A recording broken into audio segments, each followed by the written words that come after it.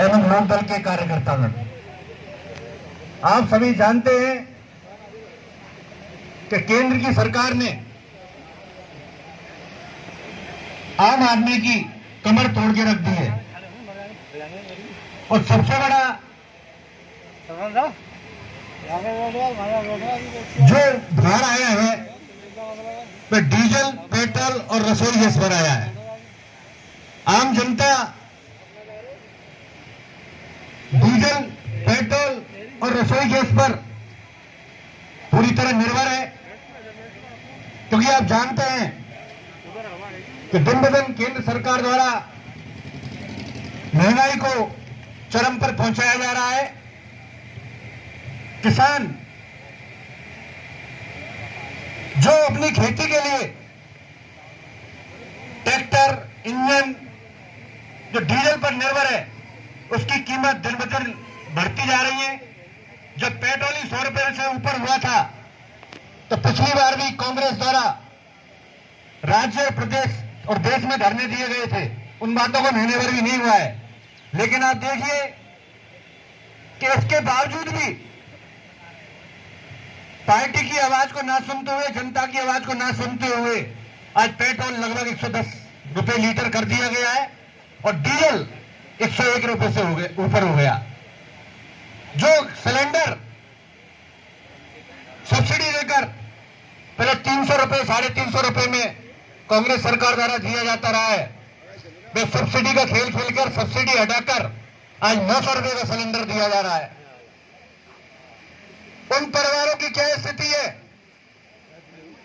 जो आप जानते हैं कि उनके परिवार को चलाने के लिए जो तनख्वाह उनको मिलती थी, आज वो तनख्वाह की तो उनकी वृद्धि नहीं हुई, लेकिन महंगाई के कारण सिलेंडर घरेलू महिलाएं जानती है कि आज उनको घर चलाना भारी पड़ रहा है। ऐसा ही रिजल्ट हम सब भाई बहनों को देना है केंद्र के सरकार के चुनाव में। और हमारे यहाँ हमारे भरतपुर के मंत्री सुभाष गर्ग जी आए हुए, मैं इनकी बहुत सराहना करूंगा कि जो पिछले 25 साल में काम भरतपुर में नहीं हुए वो 2.5 साल में हो गए। ये महसूस नहीं होता है कि हम भरतपुर में रह रहे हैं, ये महसूस होता है कि हम दिल्ली के किसी आसपास, जयपुर के आसपास रह रहे हैं। जयपुर में जो सारी सुविधाएं हैं, लगभग 60% सुविधाएं भरतपुर में आ गई, 40 और आ जाएंगी। अभी 2.5 साल का समय है। हमें ऐसे ईमानदार और कर्तव्यनिष्ठ मंत्री मिले हैं, ये भरतपुर का सौभाग्य है। और मैं ईश्वर से प्रार्थना करूंगा कि हमारे मंत्री महोदय को सद्बुद्धि दे और उनको शक्ति दे, भरतपुर के विकास में हमेशा अग्रणी रहे। शेष सभी आगंतुक बंधुओं का स्वागत करते हुए मैं अपनी वाणी को विराम देता हूँ। धन्यवाद। जय हिंद।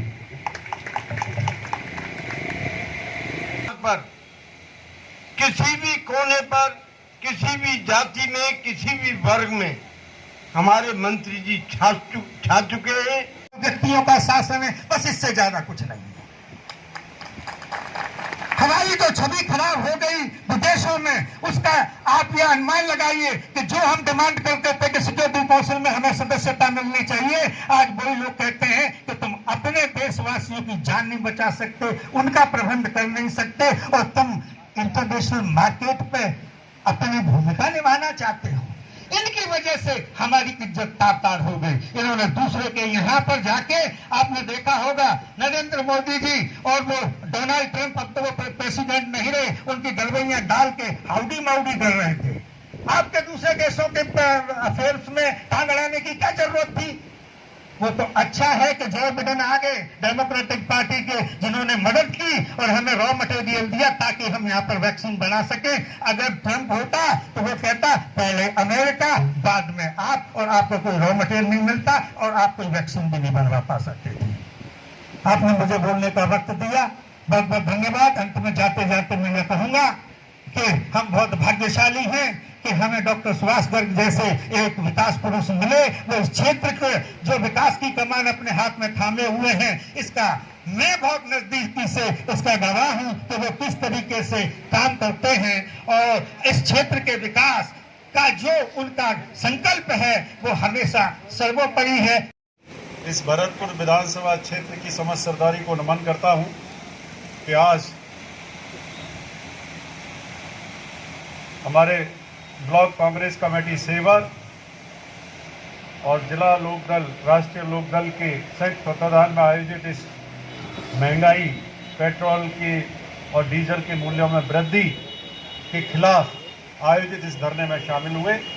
इस मौके पर उपस्थित हमारे नगर निगम के मेयर श्री अभिजीत कुमार जी, जिला लोकदल के अध्यक्ष श्री संतोष फौजदार जी, ब्लॉक कांग्रेस कमेटी सेवर के अध्यक्ष श्री सतीश सोगरवाल जी, हमारे शहर के अध्यक्ष श्री संजय शुक्ला जी और इस मौके पर उपस्थित हमारे सभी सरपंच साहिबान, पूर्व सरपंच साहिबान, पूर्व पंचायती समिति सदस्य, जिला परिषद के पूर्व सदस्य, पार्षदगण, वार्ड पंच, उप सरपंच, युवा साथियों, भाइयों, बुजुर्गों, मुझे आज बड़ा गर्व और गौरव हो रहा है। इसलिए भी हो रहा है जैसा संतोष जी ने कहा कि पिछले शायद 20-25 वर्षों में इस तरह से ग्रामीण क्षेत्र में एक धरने का आयोजन किया गया और जिसमें पूरी क्षेत्र की सरदारी रिप्रेजेंट कर रही है। हमारे मीडिया फ्रेंड्स यहाँ खड़े हुए हैं, युवा साथी भी खड़े हुए हैं, पूरे एक देश का माहौल आप सब लोग देख रहे हैं। मेरे से पहले सारे वक्ताओं ने सारी चीजों को कवर कर लिया है। मैं दो चीज कहना चाह रहा हूं।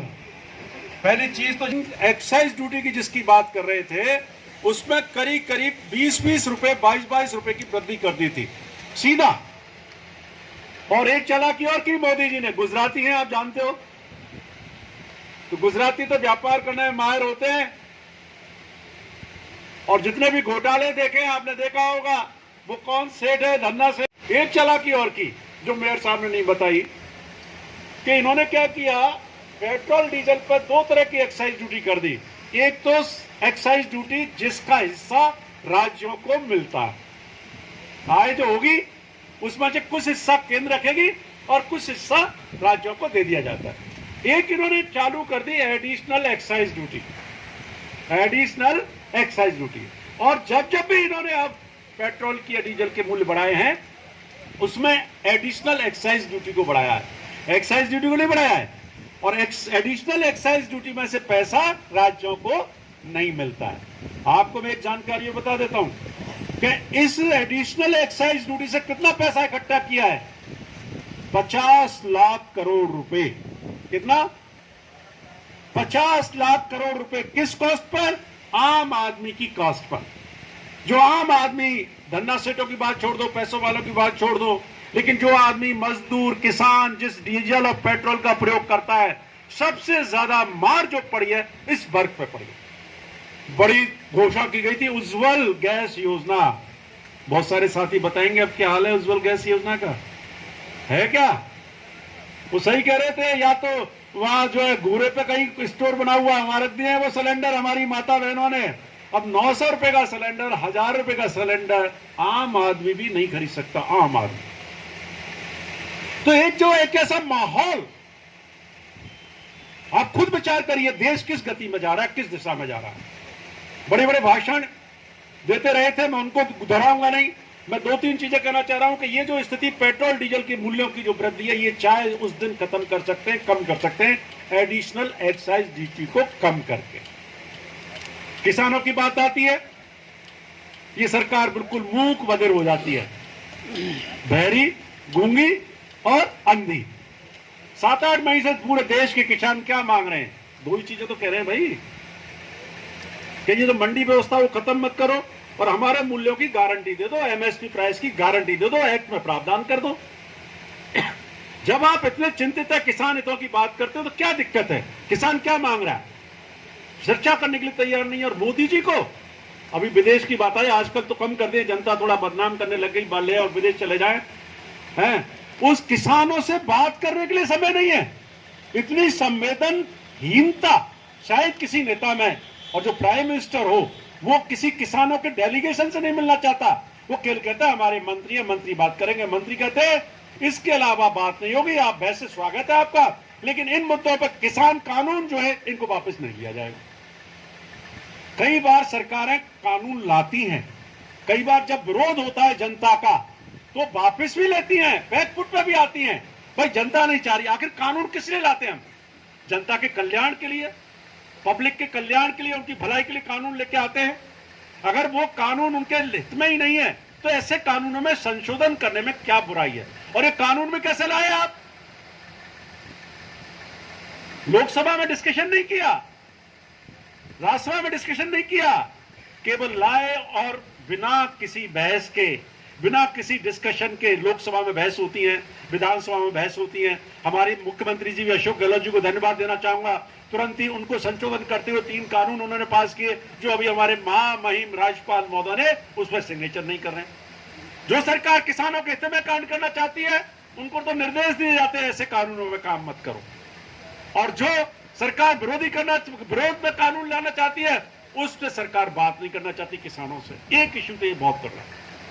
दूसरा भाइयों, देश के सामने मैं बता रहा हूं, शायद मैं तो रहूंगा नहीं रहूंगा, बहुत 62 साल का हो गया, कितने साल जीऊंगा पता नहीं, लेकिन आप देख लेना देश बहुत खतरनाक स्थिति में जा रहा है। आप इसको पहचानिए।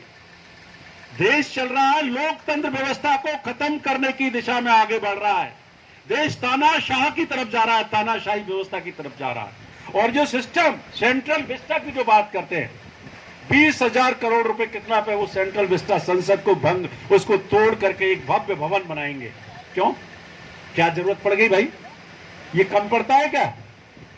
आप देख लेना क्या करेंगे। ये क्या है कि छोटी छोटी लोकसभाओं को बना करके और प्रेसिडेंशियल सिस्टम जो है संसदीय प्रणाली को खत्म करके अमेरिका में जैसे चुनाव होता है ना प्रेसिडेंट का, वैसे चुनाव करेंगे। ये संघ का एजेंडा है आने वाले समय में, आप देख लेना। बड़ी खतरनाक स्थिति होगी। जिस सोशल साइट्स और मीडिया के माध्यम से, सोशल मीडिया के माध्यम से आप सरकार में आई, तो आप मालूम है फेसबुक पर, ट्विटर पर, इंस्टाग्राम पर, इलेक्ट्रॉनिक मीडिया के यही तो इंस्ट्रूमेंट था मोदी जी का, यही प्रचार सामग्री थी। विदेशी एजेंसियां लगी हुई थी, सारी जो भी इंटरनेशनल मीडिया एजेंसी की बात करी है बिल्कुल मोदी मोदी करते थे। आज उसी पर ही कंट्रोल लगाया जा रहा है। किस नाम पर? राजद्रोह के नाम पर। देश में अफवाह फैलाते हैं साहब ये लोग। आप क्या करते थे? आप तो कुछ नहीं करते थे। आप तो किसी प्रधानमंत्री की आलोचना नहीं करते थे, आप तो किसी केंद्र सरकार की आलोचना नहीं करते थे उन सोशल मीडियाज पर।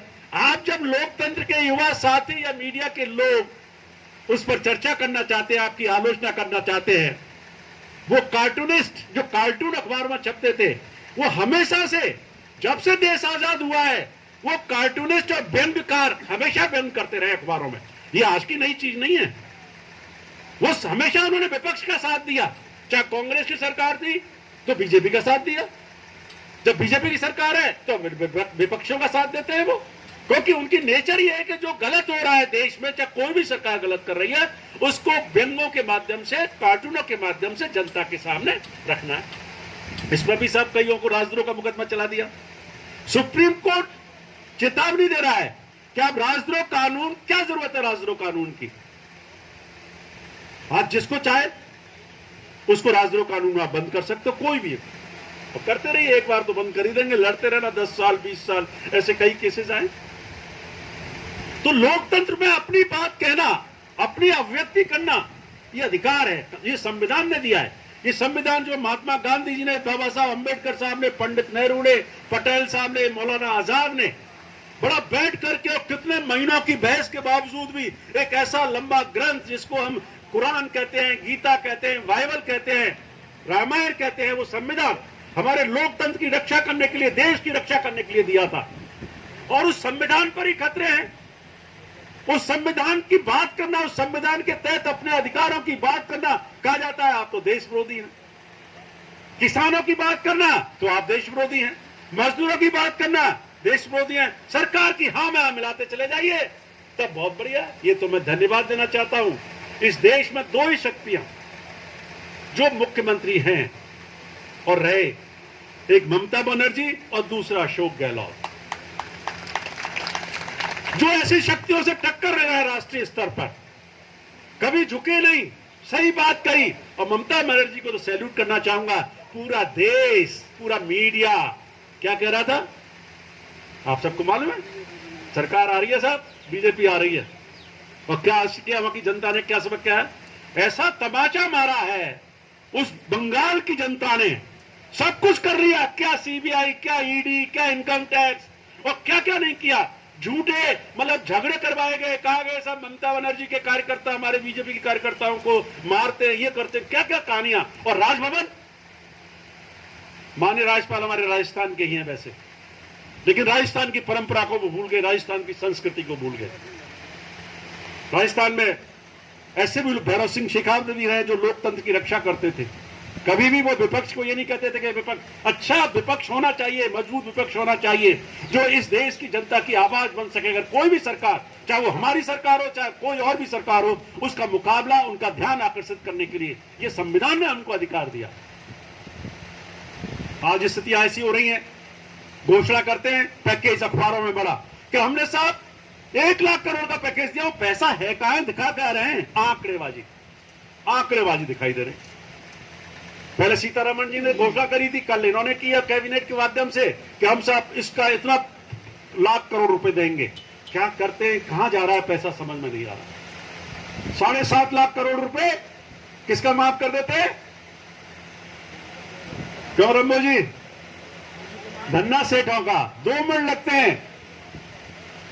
और किसानों की बात आती है, जब हमारे मुख्यमंत्री जी ने कहा वो कोऑपरेटिव बैंक हमारे अधीन आती है, वो पैसा हमने माफ कर दिया, लेकिन सरकारी जो बैंक है वो केंद्र सरकार के अधीन आती है, तो कोई फॉर्मूला कर लिया जाए जिससे कि इन किसानों का कर्जा माफ हो सके। राज्यों की स्थिति तो आपको जाना है, राज्य तो आज सारी के सारे पूरी तरह डिपेंडेंट केंद्र सरकार के ऊपर है।